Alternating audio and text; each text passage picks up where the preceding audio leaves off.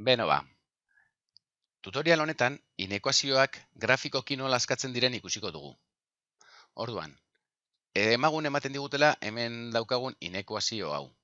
Badakigu algebraikoki askatzen jada. Orduan, adibidez, nik hau ikusita, biderkatuko dut inekuazio osoa biderbi, horrela izendatzaietek bi hau desagertuko zaidalako. Orduan, minus 2x biderbi minus lau x, gehi zazpi biderbi 14, txikiago do berdin, x ati bi biderbi x, eta minus 3 biderbi minus 6. Orain, ebasteko, x-ak eskerrera emango ditut eta zenbakiak eskumaldera. Geratuko litzaidake minus 5x txikiago do berdin minus 20. Eta orain, x askatzeko minus 5 hau, bestaldera zatitzen pasatu behar dugunez, badakigu zenbaki bat zatitzen edo biderkatzen pasatzen dugunean alde batetik bestera inekuazioetan, inekuazioaren ikurra aldatu egiten dela. Beraz, geratuko litzaidake x berdin minus 20 zati minus 5, alegia x handiago edo berdin, buelta eman da ikurrari lau, bai? Edo tarte moduan adierazita, tarte izango litzateke lautik infinitora laura barne, bai? Zen x handiago edo berdin izan daiteke, berdin ere bai, x berdin lau ere sartzen da gure inekuazioaren soluzio moduan. Bale, hau ikusita geneukan. Orduan, orain grafikoki nola egiten den ikusiko dugu. Honetarako, imaginatu behar dugu inekuazioaren atal bakoitza zuzen bat dela, alegia. Minus 2x gehi zazpi zuzen bat dela, eta beste x zati bi keniru beste zuzen bat dela. Eta zer gertatu behar da? X zati bi keniru zuzena handiago da, ez? Minus 2x gehi zazpi zuzena baino. Ikusiko dugu noiz, zuzen hau dagoen beste zuzen honen gainetik grafikoan. Orduan, goazen apurka-apurka. Esan dugu, bi zuzen bezala hartu behar dudala atal bakoitza. Orduan, zuzen bat izango litzateke i berdin eta atal honetakoa, minus 2x gehi zazpi. Eta beste zuzena izango litzateke i berdin eta eskumako atalekoa, bai? Orduan, zuzen hauek irudikatzeko, egin behar dudana da, x eta i bi puntu atera, bai? Horretarako, ematen diot x-ari nahi dudan balorea zuzen honetan, adibidez, x 0 denean aukeratu dut nik, x 0 denean ordezkatzen dut ekuazioan, minus 2 bider 0, 0, gehi zazpi, i da zazpi. Beste balore bat eman diot, bi, x denean bi, minus 2 bider bi, minus lau, gehi zazpi, iru, i da iru.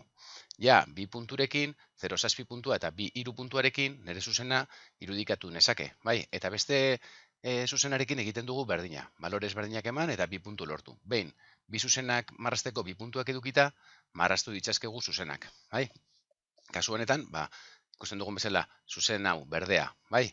X 0 zazpi puntutik pasatu behar da, orduan, x denean 0 i bat, bi, iru, lau, bos, sei, zazpi, hau litzateke puntu bat, eta beste puntua x denean bi, i da iru. X denean bat, bi, i da bat, bi, iru. Bi puntu hauek edukitaia, marraztu dezaket, zuzen berdea, bai? Urdinarekin berdin, bai? Bere bi puntu marraztuta, marraztuko nuke. Eta hemen, zera ikusten dut? Fijatzen bazarete, nire helburua zen noiz dagoen inekuazioaren zuzen hau, beste zuzen honen gainetik, bai? Ze, hau, txikiago do berdin, bestea, bai? Orduan, noiz dago zuzen urdina berdearen gainetik? Noiz da handiago, ez? I noiz da handiago.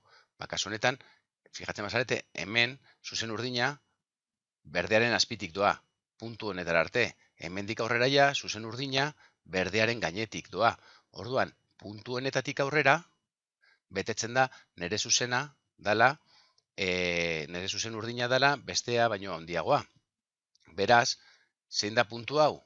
Bat, bi, iru, lau, x lau, bai, x handiago edo berdin, bai, ze berdin ere sartzen da nire ekuazioan, x handiago edo berdin lautik aurrera, bai. Zuzen ebaki puntu hau ere, kasu honetan da bat, x bat, bi, iru lau, eta i minus bat puntua. Hau hemen grafikoan ikusten dugu, baina bestela ere kalkulatu dezakegu, bai. Zein da ebaki puntua? Bi zuzenetan aman komunean duten puntua. Nola lortzen dut? Hasierako inekuazioa, eskerreko zuzena, noiz den eskubiko zuzena, bai? Orduan, berdintza askatuz, ateratzen dut x berdin lau. Eta iren balorea x berdin lau ordezkatuta nahi dudan ekuazioan, emango dit i berdin minus bat. Beraz, puntua hau, ebaki puntua da, lau minus bat puntua. Bai, baina, bueno, interesatzen zaiguna da, orduan, justo, x handiago edo berdin lau izango dela, nire ekuazioaren soluzioa, edo tarte moduan, lehen atera dugun soluzioa ez, lautik infinitora laua barne. Bai?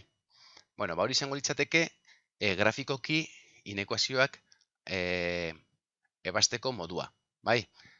Orduan, zuek orain, ondoren ematen dizuedan, inekuazio hau ebastea nahiko nuke. Bai? Etxeko lan moduan, hemen ikusten duzuen ekuazio hau ebatzi, bai? Eta jarraian, bideoan ere, orain jarriko dizuet zein den soluzioa, baina soluzioa begiratu gabe, saiatu zaitezte zuen kontura ekuazio hau ebasten, bale? Orduan, esan bezala, hau ikusi gabe, saiatu zuek zuen kabuz ebasten, baina soluzioa hauxe izango litzateke. Bueno, arretaz begiratu zuek egin ostean soluzioa, eta ea emaitza honek zuenarekin bat egiten duen. Bueno, hoxe izan da guztia.